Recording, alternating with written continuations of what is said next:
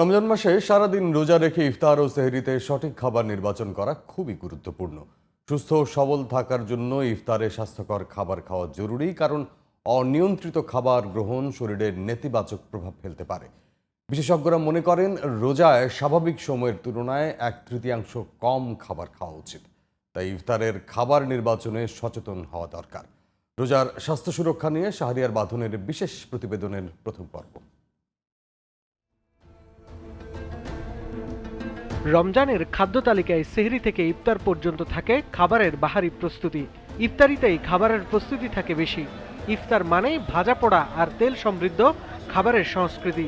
এটা বহু বছরের পুরনো।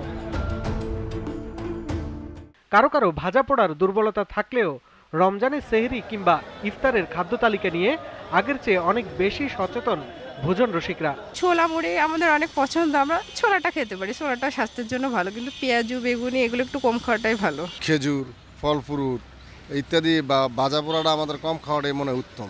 ইফতারি মাঝে মাঝে খিচুড়ি খাই, আর ওই মুড়ি টুড়ি এগুলা পেঁয়াজি টেজি।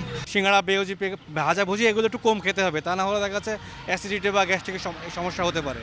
তবে চিকিৎসক ও পুষ্টিবিদদের মতে রোজায় স্বাস্থ্য ঠিক রাখতে রাতে পর্যাপ্ত পানি পান করা, সেহরি ও ইফতারে পুষ্টিকর খাবার খাওয়া, তেল জাতীয় খাবার পরিহার করা, খাবারের ভারসাম্য বজায় রাখা এবং সময় নির্ধারণ করে ব্যায়াম করা প্রয়োজন।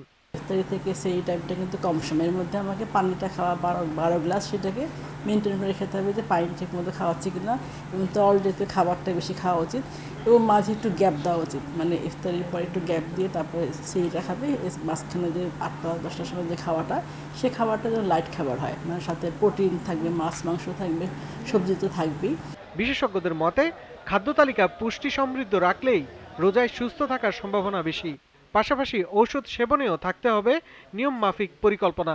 ইফতারির পর থেকে সেই টাইমটা পানিটা বেশি করে খেতে হবে। আর বাইরের খাবারটা খাওয়ার ক্ষেত্রে খেয়াল রাখতে হবে, বাইরে যে বাসি খাবারটা পাওয়া যায় বা খোলা খাবারটা, সেটা একদম না খায়, জুসটা যেটা হয়তো বা বিশুদ্ধ পানি দিয়ে বানাচ্ছে না, সেটা কিন্তু ডায়রিয়া তৈরি করে। সব কিছু মিলে রোজা সবার জন্য খুবই ভালো, স্বাস্থ্যের জন্য ভালো। শাহরিয়ার বাঁধন, জিটিভি নিউজ, ঢাকা।